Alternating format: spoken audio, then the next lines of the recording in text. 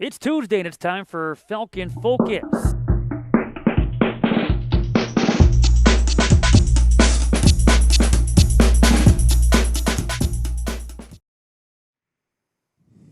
Happy Tuesday. Welcome to Falcon Focus, our 107th episode, our 22nd episode here in season number 4, our 10th episode here in semester number 2. Our focus this week in segment number 2, we go outdoors with women's track and field. We'll be joined by one of their distance runners, freshman Melanie Arvis. But up first, we talk history and baseball with the man that knows a thing or two about Falcon baseball, that being Dr. Val Kuiper.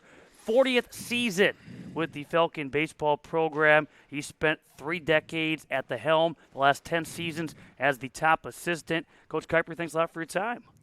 Good. It's good to be here. Has it been 40 years? It's been 40 seasons now.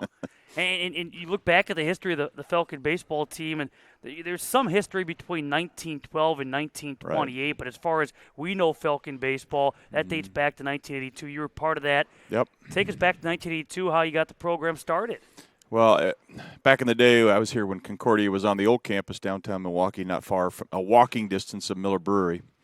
John Book knew me out in Portland, Oregon, where I was playing. I knew his kids and stuff a little bit, and he wanted to start 2 things, an early childhood program and a baseball program at the same time, and I fit both bills because that's what my degree is in. So I came out here. My first year here, I was an assistant football coach. I ran the dorm. Let's see, what else did I do? I started the early childhood program, and I started the baseball program all in 1 year. So, a jack of all trades. A jack of all trades. Notice that the dorm stuff lasted like 1 year, though, so that was enough. So where do you even begin when you start a baseball program? You just have to see what you have on campus to start off with, and then you start reaching out and making contacts with it. And the first year it was kind of rough. We probably fielded about 17 or 18 athletes, I'm guessing, and did the best we can. And then the second year brought in some athletes. It helps to have a brother who was at that age that came to play, and I have another cousin from Central Illinois, Trey Cox, who's in our Hall of Fame, and he came as well too, and that helped really start the whole thing going and stuff. So it was a challenge, but we made it happen. So. Do you remember much about the first game in 1982? I don't know so much about the first game. I remember the first win, kind of thing. I'm sure the first game was probably a challenge and things, but still keep in contact with 1 or 2 of the players from way back when as well too. So yeah, the first win was against Maranatha way back in the day, and still have a baseball up in my office somewhere. So. How about around these parts? Was there a baseball fever in 1982? Because not only did you have, Concordia starting up, but the Brewers, during their run of the 80s, and, of course, 82 getting to the World Series. Probably didn't hurt to have those things and stuff and have that going on. But, yeah, I vividly remember. I grew up a Cardinal fan, but it was that year that kind of changed me over from the Cardinals to the Brewers when they played in the World Series and stuff. So, yeah. So, early on, where was the home field for Falcon baseball? Oh, my God. Any Milwaukee County city park. We were practicing places, we were in the little old gym in the old campus, too. We built a portable mound, and we did whatever we could, but we were practicing wherever we could, And then Simmons Park, we were, down in way on the south side. Was it Cherokee Park down there as well, too? I remember one playing over Burnham Park, places that I don't know we'd want to go back to, so, yeah. You took a couple of years off, 1989, 1990, and Ken Bigler Sr. was at the helm. Where'd you go for those 2 years? Oh, I had to do the old PhD thing to keep my faculty thing. I was down at the University of Missouri and spent 2 years down there. And it was fortunate, too, down there that Gene McCarter was the baseball coach down there, and I had contacted him. And he let me, wander around the program a little bit and see what was going on with programs like that, too. So it's good. For you, then, you came back in 1991. Was it kind of simple for you to just pick up where you left off in 1988? Yeah, Kenny Bigler, who just passed away this past year and things, he really kept things in hand and kept things going, and I really appreciated that. And John Book, the president, said just do this and then come back. So they took care of me too. The university did. So obviously over the years this program's been building, but then comes 1997, 1998, back-to-back Lake Michigan Conference regular season championships. We think back to those 2 teams. What made those teams so special? Probably the players, some of the quality of players. I mean, some intense players as well too. But the Mike Allwarts, who some people might remember. Kyle Davis was another part of that team. Ben Banning, really, I thought, quality people. I mean, the numbers weren't 50 players, but we were around the 25 to 30 players, which is about all you needed to do in that time of day, and because everybody pitched. Everybody was a two-way, so. Who was the big rival back then? Was that Lakeland? Not so much Lakeland. I think early days back then, it probably would have been Marion more than anything else. I think I don't think we've ever had a heated rivalry with Lakeland too much, but to me, Marion jumps out more than anybody else. I think so. They were a quality team back then. You'd have to beat the Muskies, though, to bring home the Lake Michigan Conference Tournament Championship, the first for the program's history back in 2004. Were you there for that? I was not. That was the year before me. Are you okay? So, but no wonder we won. Huh? Yes, and then it went downhill. But 2004, the first NCAA tournament appearance. What do you remember about winning that Lake Michigan Conference Tournament Championship, but then also the NCAA tournament experience in Whitewater, taking on not only Whitewater but also St. Thomas? St. Thomas, yeah. The whole thing getting there, it was one of those seasons, too, where you just had a feeling that it was about time. Great players. I mean, I think the 9 players, or the 12 that we played on a regular basis, the Adam Rollingers, the Billy Bynums, you had the Brandon Morolf on the mound, Tim Ustruck. I just keep going. Kyle Knaust. We could keep going. Matt Duman, all those names. It was a rainy conference tournament weekend. In fact, it was supposed to be a 4-team double elimination tournament. It was up in Sheboygan, and it got rained so much that they decided to shorten it, and it took us like 4 days to finish just a single elimination tournament. A couple games started and stopped, but it was a wonderful experience, and to do things to be a part of that. Dan Eggers was such a big help. Many people might remember that name or know him personally, but what a great man he was to work with as well too. So just great people and great perseverance, great leadership on that team, as well too. Boy, you talk about rainy weather up in Sheboygan. Lake Michigan Conference Tournament seemed like that was an annual thing. It was. That time of year, and single elimination was a concept that tended to come the LMC's direction. But you look at the way this team has been built and throughout the course of a season, and typically you guys take an annual trip, whether it be to Florida or Arizona for spring break. You play some non-conference games to prepare for the season.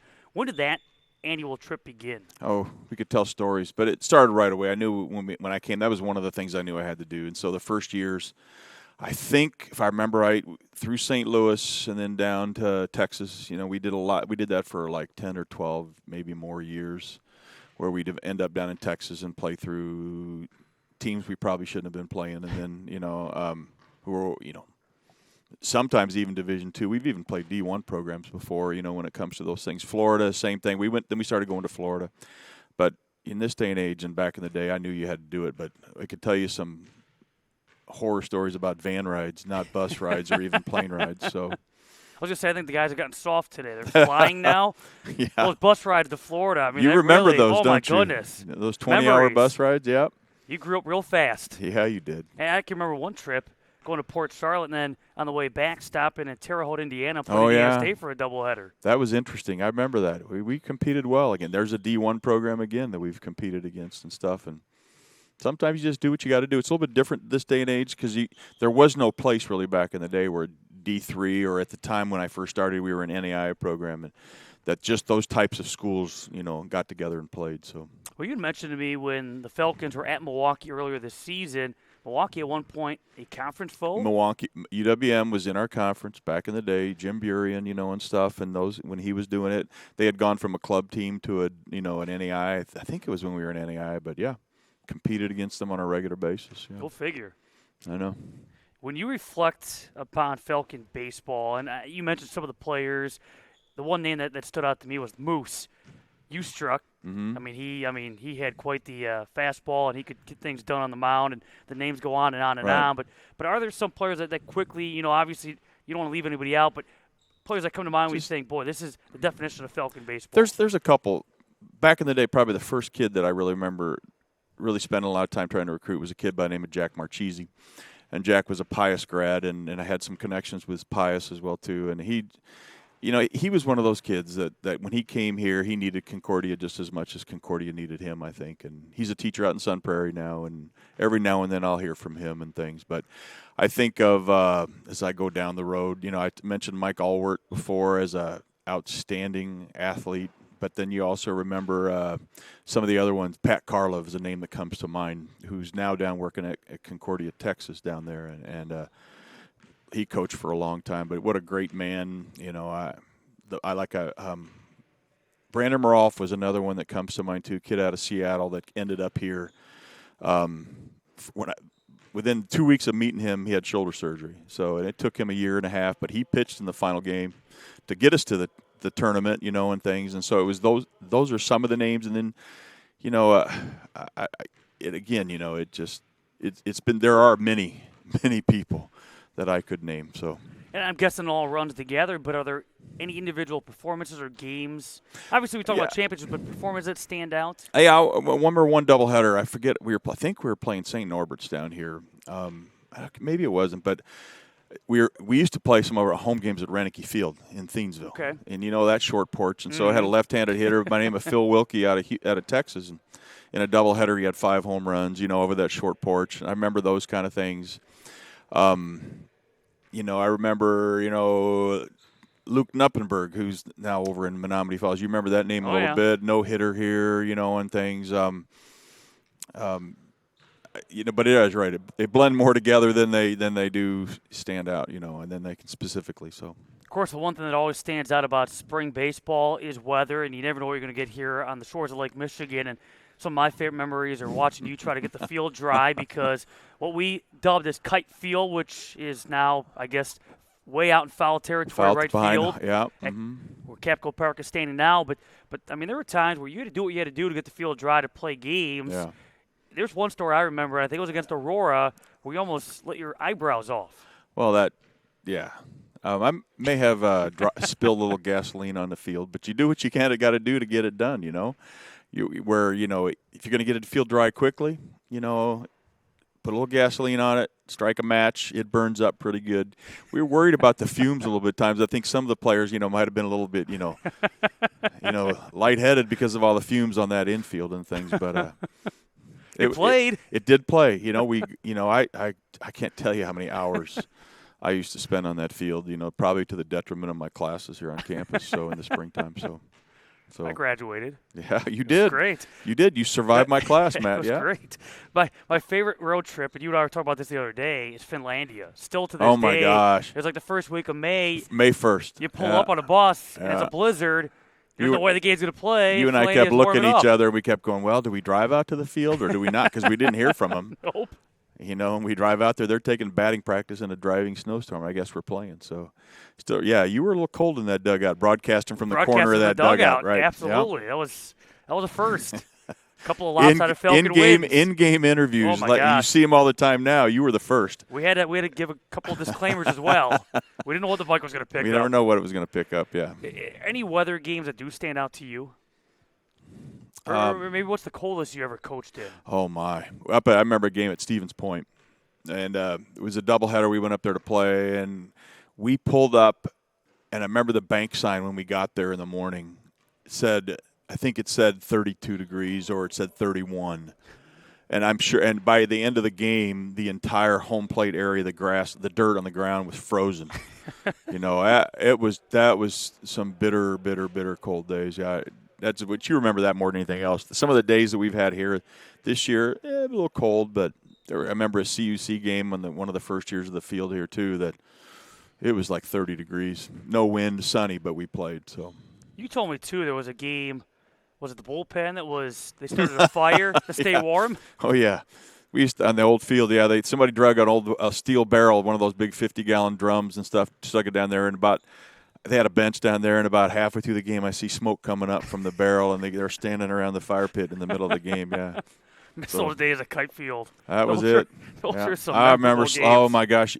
The field was dry, but your feet would be so wet because the yes. Foul territory would be puddles. So remember they had a little electrical outlet right behind home plate, and that thing was sparking one Yeah. time. MSOE doubleheader, Yeah. storming. Game 2 was postponed. Mm-hmm. What's neat too is some of the coaches you've coached alongside, some great baseball minds. Yeah. Oh, yeah, Doug Gonring and Willie Miller come to mind right away. Dan Eggers I've mentioned before. And then it's fun to watch, Eddie work through his thing here, too. It's been a pleasure to work with him. Class act, and I really feel, comfortable in the way the program has been headed, since I stepped down. And it was an honor for him to ask me to stick on a little bit. So, obviously, baseball is baseball, but in your opinion, how has the game changed in your 40 seasons? It's more specialized. Like I said before, there used to everybody was a two-way player, and now, you have just, 20 pitchers in the roster and other things, and we're very few two-way players anymore. I think that's the way the game has changed. I don't want to say that the players are softer in this day and age, but they haven't had to face some of the adversity that we had to over the years as well, too. I'd like to see them handle a van trip, 12 hours, 20 hours, whatever it might be, bus trip. For the most part, we've tried to tough them up, but maybe a little softer. Should mention too, a couple of those bus trips down to Florida. Some guys had to double up. You didn't get your own row, so I mean, you talk own about row. Are you kidding me? I mean, you talk about a long. No, I know you long bus We ride. cram about 35 players on there, and then that bus driver had to take up 4 rows to sleep sleeper, on, yep. and stuff, and the card table in back. Dave Enters back in the back playing cards and stuff. So, yeah. How big of a blessing has Campco Park been? Obviously, we missed Kite Field. You mentioned you played some games. I don't miss it at all. I do. I mean, that thing was historic. Maybe just for pictures, yeah, but You had Renicky Field, as you mentioned. You played some games. I can remember times you moved games to West Bend because of Regner field Park, conditions. right? Mm-hmm. Yeah. No, it's been an absolute blessing. I think that it's really trailblazing in this area as well too. I remember the first year of the field, we had a full field, dry field practice on February 6th. And that doesn't happen, and so to have that up here, to have the opportunity, it's really been a blessing, I think, practice-wise, and to get kids out more and more and things. So it is, absolutely, a tremendous asset to this campus. To me, it's the centerpiece of campus. Why shouldn't it be? Well, that's a great point. And you mentioned, okay, you've been on now 10 seasons as an assistant. How difficult was that decision when you stepped down as head coach? Following the 2013 campaign, was it a difficult decision, and did you know that you would stay on in some or hoped to stay on? No, in some I didn't ask for it. I mean, it just happened that way. It came to a point where you start realizing, you look around, that everybody else, the teams were going to, full-time coaches, and I'm a full-time faculty member here. I have my PhD. I would need to use that. So, it was about that time. I just realized, it was time. I don't have to deal with some of the other stuff that goes on with behind the scenes with it as much, and somebody else can do that. And really, for me now, my goal, I guess, for Coach Morgan is just to be the best assistant coach I never had. And so I try to help him in any way I can, and do that way. I understand the game. I understand the things behind the game as well too. And I think that's just as important, if not more important, than the daily things that happen during a game. So. I do have one complaint for both you and Eddie. Okay, so Eddie takes the third base coach's box. You take the first base coach's box. If the foul ball does not come right to you guys, you make no effort. What's happened? Eddie made a slight effort the other day. And I used to make efforts in the third base coach. I see you put your hand up, and that's about it. I just wave at it. Wave at it going by. That's all I'm going to do. No, that's past me. So, yeah. Currently, the Falcons with a 2023 record of 16-11, 8-5 in NAC play, coming off a sweep of St. Norbert on Sunday, hosting Marion Wednesday, a makeup doubleheader, 1 o'clock and 4 o'clock. I guess before I let you go, thoughts on the way the team's playing currently? I think that it's rounding into shape. When we can play on a regular basis and not have to sit for a week or week and a half. Sometimes, with that couple of weeks we had, we didn't play for a while, but this team, I think, when they're playing on a regular basis and seeing game situations, I think the sky's the limit with them. I think they're extremely talented, and I think that they don't realize exactly how good they are. And I think that the way that things are happening right now, I think we're just getting to a point now where we had that great stretch down in Arizona, but now we're back to the point where we're playing regularly. We'll see some fruits, all the hard work and the labors that these kids have put in. You should see some of these kids, and when they started in, they're 20 and 30 pounds heavier, weight room heavier. They've really put the effort into, and I think that that's really going to pay off coming down the road. Everything is going to pay off. So to wrap it all up, to sum it all up, when you think back 40 seasons, 1982, what are you most proud of when you think of Falcon baseball? The fact that it's still here, the fact that it's still going, and the mission and the purpose of the team is still there. The players are the center point of our focus. And how we fit and match the university's mindset and mission statement, I think is tremendous. We haven't had all the success sometimes I think that we wish we could have, but you know what? I think we're definitely headed in the right direction. And I'm just proud as anything to see the way the program is today and the effort and the coaching staff puts in. Eddie does a great job. So it's fun to watch. Coach Kuiper, as always, thanks a lot for your time. Congrats on 40 seasons. Yeah. 40 seasons. Will not be 80. Okay. 1982. Yep. That's Dr. Val Kuiper. And when we come back, our focus shifting to women's outdoor track and field. We'll be joined by Melanie Arvis as we talk with the freshman distance runner here on Falcon Focus.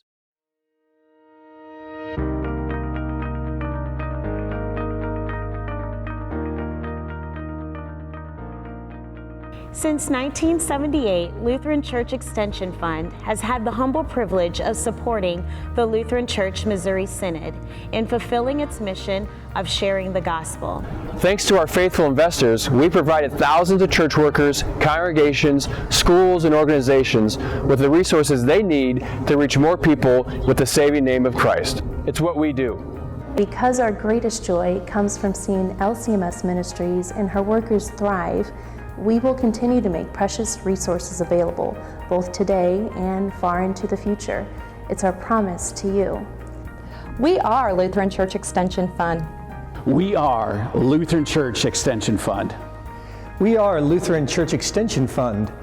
We want to be part of your great and exciting work.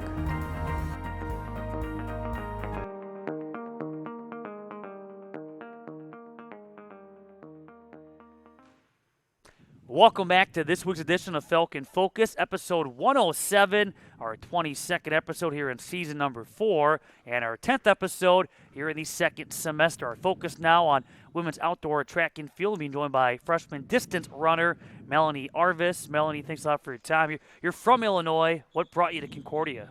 So my brother and sister actually graduated from here last year, and throughout the years I came up and visited them a lot, and throughout the years I just grown to like Concordia a lot, and their programs are really good, and the track team, I met them, stayed overnight for a visit, and I just grew to love Concordia. Yeah, besides track and field, also on the cross-country team here at Concordia, Wisconsin. In high school, you ran both track and cross-country. When you think back to your high school days, what are some of your memories or highlights from your running career? Well, COVID definitely made me take like a turn on my running. Mm-hmm. So junior year was kind of not as good. Sure. But during senior year, I really had to like make up for what I lost during COVID. And I'd say the end of my outdoor season for track was kind of like my highlight. I had pretty good chances in my races. I just flipped a switch took a turn for my racing and brought it to a different level, I'd say, at the end for my races that I did, mainly the 800. When you think back in your running life, where does your passion for running come from? When did it begin? So I did my first ever 5K race, and I think it was 4th grade. My uncle is a big runner, okay, and he really kind of pushed me into it, and my parents also brought me into it. I did a lot of different sports and different things as a kid, and I think running was definitely just something that I had love for and that I really enjoyed doing compared to everything else. And you're a distance runner, so depending on the event, how do you go about approaching just pacing, how you go into the particular events? Yeah, so distance is definitely, it's a very mental Mm-hmm. and challenging side of running. you know, if you have like cross country, you have 4-mile races for college, the 6Ks. You just have to mentally be in there, and you can't go into a race with the mindset of, oh, this is going to suck, it's going to be horrible. You have to have the positive mindset and say, I'm going to do great.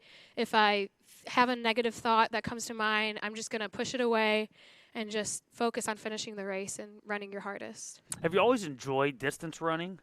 Yeah, there's definitely times where you don't feel like you want to keep running, but in the end, distance, it really helps you, and it helps you mentally too. It helps you become like a stronger person and a stronger person mentally. So I really like it in that aspect. You bring up a good point. Okay, so if you're running in one of these distance events, how do you push when you have that feeling like, man, I just can't keep going, or maybe it's not going well? How do you fight that and push through? I just focus on keeping my form right and trying to maintain the pace I'm at. Usually with the first half, we try to pace the first half and then assess how you're feeling. If you're feeling kind of dead, maybe adjust the pace a little bit. But, races are supposed to be challenging. You should be pushing yourself throughout the whole entire thing. So just trying to reassess how you're feeling and change your pace as you're going through. Now, you came to Concordia now here in the fall with the cross-country team, got the opportunity to competing in 6 races. How did you feel the cross-country season went? It went pretty good given my circumstances. I didn't have strong summer training at all because I was injured coming out of my senior year track season. So I didn't run once the whole summer. And then I came in for camp week, and I was finally starting to pump up my mileage. So I think I tempoed the first race of cross country, and then as the season progressed, I just tried cranking out those races because in cross country you don't get too many, so you just have to make every single one count.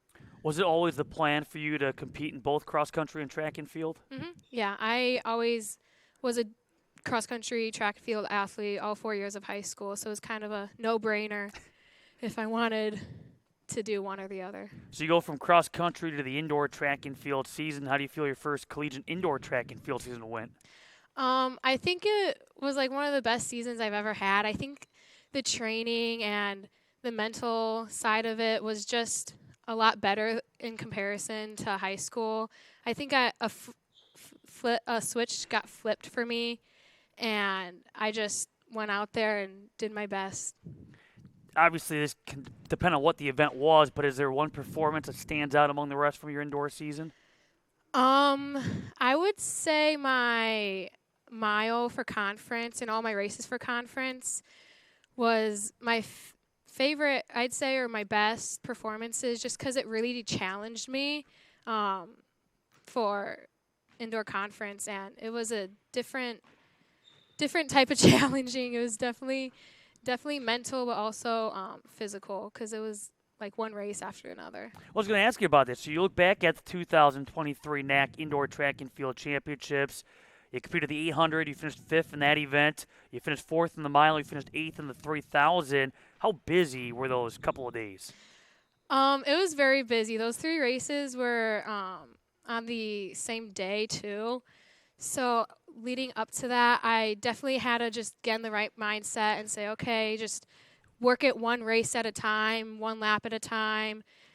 You can't really predict how the last 2 races will go because you're going to be so tired after the first one.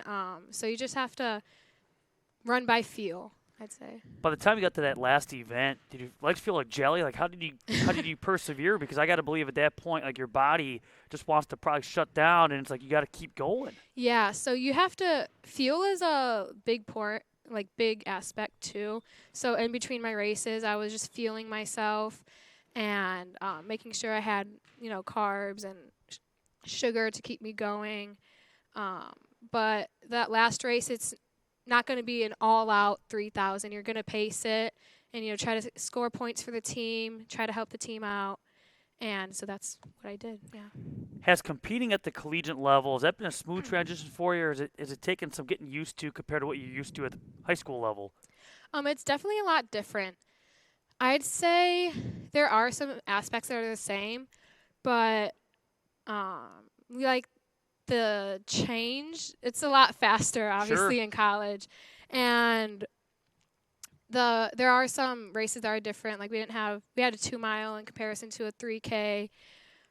We race on a 200-meter track indoor compared to, it was like 160 I had Okay. in high school. So there are like paces that you have to switch up a little bit, but other than that, I'd say for the most part it was the same. And now the outdoor track and field season upon us. Are you injured now, or are you coming back? Is that what I understand? I was injured and I'm coming back, and I had my first race for this week and then conference next week, hopefully. So we're just trying to ramp up mileage and get me back to being healthy. So is that tough then to kind of go back out there and all of a sudden already now 2 weeks from now you're looking at the NAC championships? Yeah, it's definitely a guessing game, I'd say, at this point, because I don't know where I'm at in terms of pacing or racing.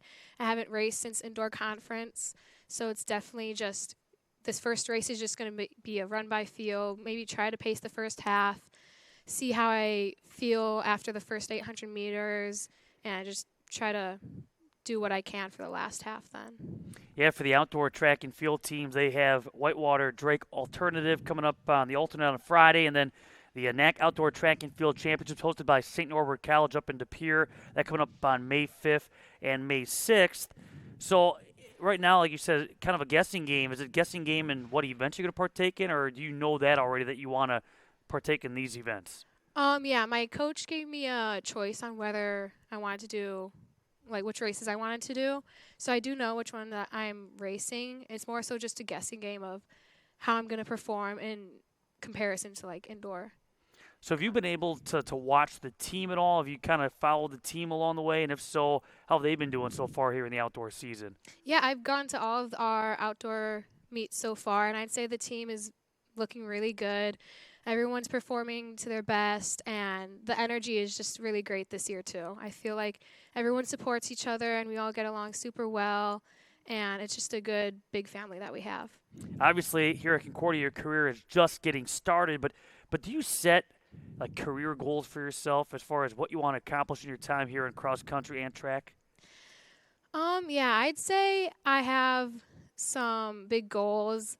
I feel like everybody has lots of big goals that they want to accomplish in terms of track and their racing. But I don't know, my main goal is just to have fun and to enjoy these 4 years and just to make the best out of it. We make great friends and people who I'm going to spend the rest of my time here with. Before I let you go, though, I have to talk about something else I heard about. You're a competitive baker. Do share. Yes. In high school, I went to nationals for baking and pastry in San Diego, California. I'm a huge baker. I really love to bake. It's one of my hobbies. It calms me down a little bit. Where did that love for baking start?